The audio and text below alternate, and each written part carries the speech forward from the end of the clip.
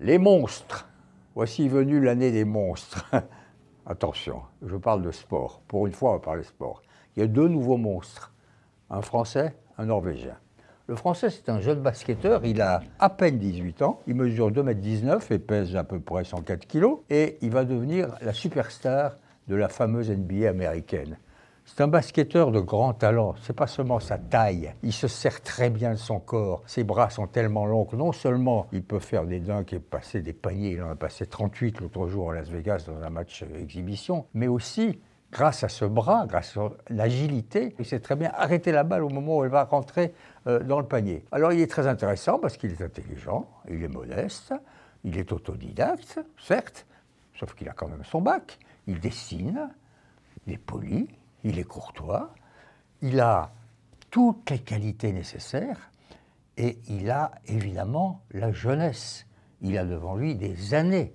L'Amérique l'attend, bien sûr, il va quitter malheureusement les Metropolitans 92. À Nanterre, quand il y joue maintenant, c'est bondé, hein. Les places sont prises depuis des semaines et des semaines.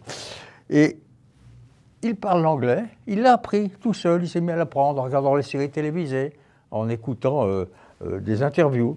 Donc il y a quelque chose de merveilleux. Et quand je dis monstre, c'est une erreur. Parce que monstre, c'est un côté négatif. En fait, c'est une anomalie. Il est singulier et différent. Et il y a une autre anomalie. Au même moment, un autre monstre, c'est en football. Ce Norvégien qui s'appelle Erling Haaland, 22 ans, 1,95 m, très blond, très joufflu, pas véritablement télégénique, mais une force. Il sait se placer, il sait taper, il sait se positionner, et quand il arrive dans les derniers mètres, devant le gardien de but et devant les défenseurs, il est pratiquement irrésistible. C'est comme un taureau qui fonce. Et les grands professionnels de football le disent. Ils disent, mais on aura beaucoup de mal à l'arrêter. Et d'ailleurs, les chiffres sont là. Dortmund, d'ores et déjà, il marquait des triplés pratiquement chaque match. Il a été nommé le meilleur attaquant de la Ligue des Champions l'an dernier. Et là, cette année, à Manchester City, où il est arrivé, il marque pratiquement 1 à 2 buts par match. C'est un monstre. Et alors, ils ont tous les deux quelques points communs, c'est très intéressant.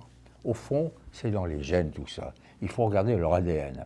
Le père de Wembanyama, basketteur. Sa mère, Elodie, 1,90 m, basketteuse. Les grands-parents, basketteurs. Il a baigné là-dedans. C'était dans son sang. Il ne pouvait faire autre chose que du basket. Quant aux Norvégiens, pareil. Son père, footballeur professionnel. Il a d'ailleurs même joué dans des clubs anglais. Et même à Manchester City, où son fils, en ce moment, est en train de faire un malheur. D'écrire, avec Wembanyama en basket, une nouvelle page. Alors, l'autre point commun, ils ont ces deux points communs-là. Ils ont d'abord, effectivement, l'ADN.